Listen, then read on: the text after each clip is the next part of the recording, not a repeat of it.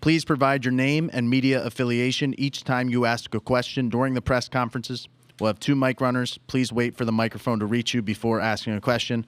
And again, for the sake of time, we appreciate your assistance with keeping questions succinct and to the point. Now joining us are members of the LSU Tigers, head coach Jay Johnson, student athletes Kade Anderson, and Steven Milam. Gentlemen, congratulations on your victory. Coach, we'll start with an opening statement from you. Yeah, great performance tonight by our team, especially Kade. Special performance.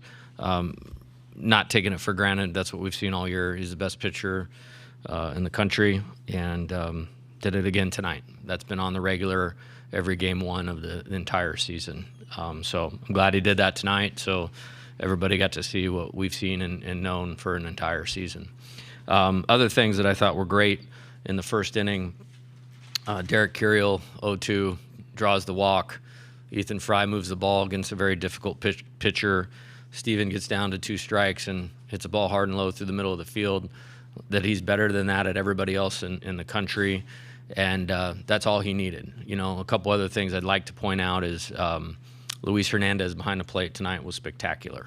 I mean, this guy was striking out a lot of guys, and some of them were on chase pitches, the blocks, the recovery, the tag, or throw down to first base to not let any weird plays kind of happen. And then Michael Braswell's defense at third base was a difference maker in the game tonight. So good all-around effort by our team, and get ready to go for tomorrow. We'll now open it up to questions for the student athletes. Life Scotnick, WorldBaseball.com. Steven, you were 2 for 3 with a walk today off of Fluky, and he had a really great game as well as Kade did. What did you see from him that made you so effective tonight? Yeah, he made a couple mistakes to me in my at-bats. You know, first at bat, he got 3 heaters, and I was able to get one down and put a good swing on it. And then second at bat, he hung 3 spinners, and I was able to put another good swing on it. And then he walked me the last at bat, but I just saw him well, just stuck to my plan, and was able to execute it. Noah Bieniek, 11.7. Question for Kade. The top of the 3rd inning felt like a huge frame in this one tonight. First 2 runners get on base. They lay down a bunt. You make the play, get the out at 3rd. How much time did you guys have to practice PFPs in between the 2 off days and this finals series? And, I mean, PFTs are pretty routine at this point, right? Yeah, I think we've practiced over 10,000 PFPs in our season, so we knew we had the plan for what Coastal was all about, and just to go execute and field your position. Simple as that. Mike Patterson, Omaha World Herald. Kade, just talk about pitching in the heat tonight, and how badly did you want to finish this game off tonight? Yeah, I think that's the real benefit in playing in Louisiana and growing up there. This was honestly not nearly as bad as what it was in the Super Regional, and I mean, yeah, it wasn't even comparable, honestly. And just like Coach Johnson does, he prepares you for every element, and preparation is a key to our success, and it really showed today.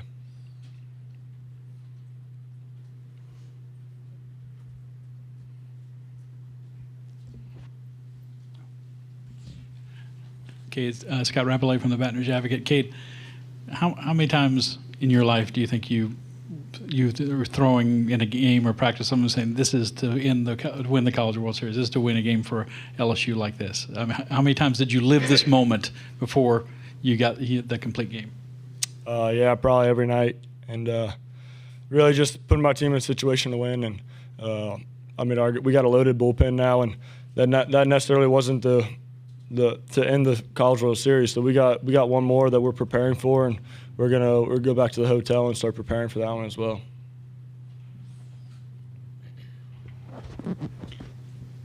Kade, that was the most walks you had this year, and you hit a couple of guys, both out of character. So how were you able to gather yourself and pitch out of trouble so often?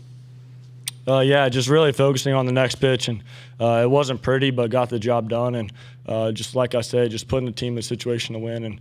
And sometimes the staff we have is just all you need is one run sometimes, and Coach Johnson prepares us to be one run ready. Peter Burnett from the Council Bluffs Non-Pro. Question for Steven. That first inning, Coach kind of mentioned it, Derek drawing that walk. What does that do for you, having a hitter ahead of you like that who can draw so many, especially in that circumstance? And then talk me through your at-bat, down 0-2, swung and missed those first couple, and then lined one up the middle. So kind of talk me through both of those things. Yeah, Derek getting on base puts a lot of pressure on the defense. And then, my first 2 fastballs I swung at, I feel like I got out of my plan, got back to my focal point and was just able to put a good swing on it and shorten up. And, that's had it happen to be the difference maker. But I'm just trying to get up there and pass it to the next guy and be a tough out. Kade, Steven, we appreciate your time. See you guys tomorrow. Thank y'all.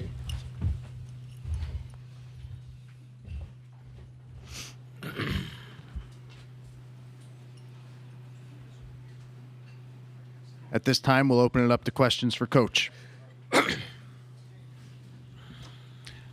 Jay, I know you won the game, but I got to ask you about the call on Dickinson when he was called out. It didn't look like you even got to ask a question, much less argue. Can you tell us what that interaction was like? Well, and what you saw? yeah, I mean, as far as after, you're not supposed to go out there after a review. So the umpire was correct, and I know that, and I knew that. I just wanted clarification the ball was clearly in the batter's box. I'm not sure what he was supposed to do. And it's a tough rule where you're rewarding the pitcher for throwing a ball in that case. And I thought he did make attempt to roll, but at that point, my team needs me to stay poised and focused and calm, and as they said, get to the next pitch. And that was that. So you're not allowed to, after a review, you're not allowed to go back out to the umpire. Harrison Fan, SEC Unfiltered. Coach, talk to me about what you saw from Kade Anderson throughout the game, not just looking back at it, but throughout the game, and just how, he kept getting out of jams, and leaving runners stranded for Coastal on base in so many different ways, the defense helping him out along the way, and just the thought process and sending him back out there for the ninth. Yeah, I think as far as the pitching with traffic, I think I heard Coach Savage say it earlier this week, it's the College World Series. You're going to pitch with runners on base. This is the best teams in the country, and that's one of the best teams in the country. And they do a great job of finding their way on base, and they did a few times tonight. And he told me in the third inning, I just went down to say a little something to him, and he's like, I'll settle in. And I was like, well, nobody knows that better than me. And then he had an outing very similar to this, and I saw some commonalities in that. When we were at Oklahoma, we had a 10-pitch inning in the 7th, and then 2 quick outs, really quick outs, maybe within 3 or 4 pitches within the 8th. And so I felt like they weren't seeing him, felt like they weren't picking him up, and I know the human being, and that's who you want on the mound in the 9th. Noah Bieniek, 11.7. Coach, it's very likely that was Kade Anderson's last outing, at least starting the game for LSU. Can you talk about his impact on the program? And also tonight, coming into this game, sub 2 walks hit by pitches per inning. He had 7 tonight, and yet he throws 130 pitches in a complete game. Yeah, I think that was a lot, so I'll try to go back and sort it out. He's the best pitcher in college baseball. We had the best pitcher on the planet 2 years ago in a similar situation, and I felt like Kade's had a very similar season to that, and that's how you get here.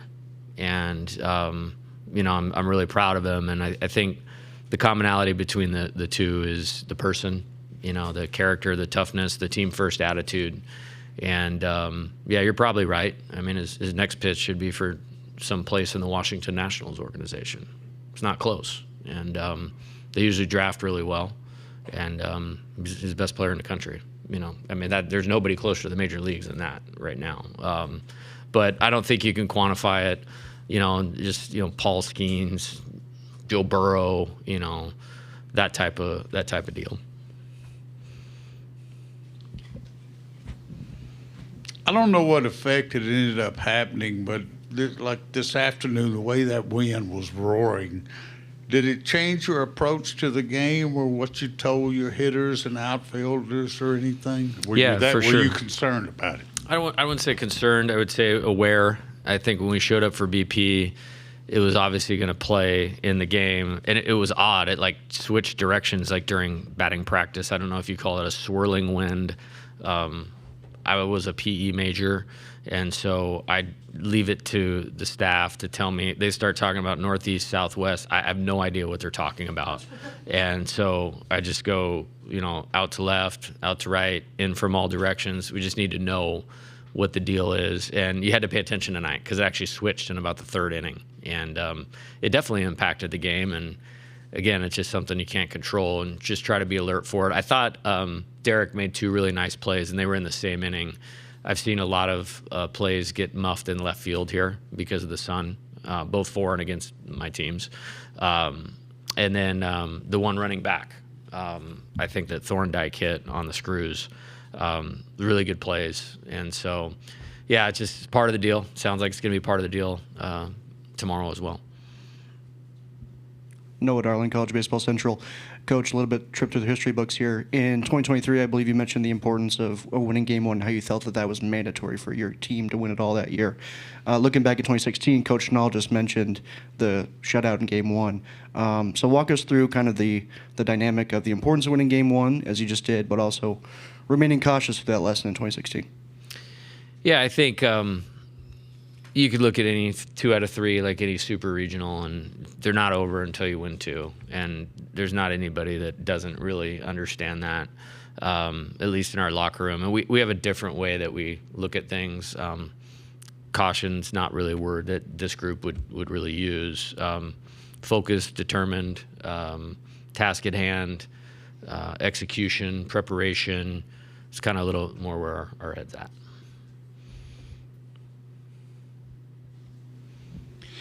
Jay, you talked about building your roster to be able to win any kind of game. What's it like winning a 1-0 game? It's never happened for LSU here. Just what's that emotion like? Yeah, I wouldn't say there's not a lot of emotion. Like I don't think that helps you when you're in battle, both as a player and as a coach or decision maker. You're just trying to stay focused on what your team needs. And Fluky, I mean, hats off to him. I mean, I'd heard really good things about him, obviously prepared for him over the last couple days, and he was better than the reputation, and the reputation was really good. It's hard to imagine that he's probably not a first-round pick next year. I mean, we've seen a lot of good arms this year, and he's right there at the top. I thought our guys battled. Anytime we had a chance for momentum, it was either the next at-bat just didn't go the way we needed it to go to capitalize and create some space in the game. And thankfully, we had the best pitcher in the world, going tonight, and played great defense behind him. We have time for one more question. Okay, that'll conclude. Oh, sorry. You talked to Michael Poggi, KLSU Sports. You just talked about the defense. I'd just like to kind of talk about Michael Braswell and just his spectacular defensive abilities. And he has been struggling at the plate, but there's no shortness of him, succeeding on the field. Yeah, there's a lot of ways to impact your team's ability to win the game, other than just hitting. I think when you hand out these line scores or box scores, like it has to do with offense mostly in the first, and that's what grabs the attention. But you're playing one of the best teams in the country. That they don't give you a whole lot. You have to win the game. Like I said, if you give them an inch, they'll take a mile. And his defense, stopped some potential momentum for them tonight. And I'm glad you brought that up. It's one of the first things that I brought up with the team was the 2 strike at bats in the first inning. Luis Hernandez is catching, the outfield play between Derek Stanfield and Jake Brown. And then obviously Michael had a huge impact on the game tonight. Coach, we appreciate your time. That will conclude our press conference for tonight. We'll see you tomorrow. Hammond Communications.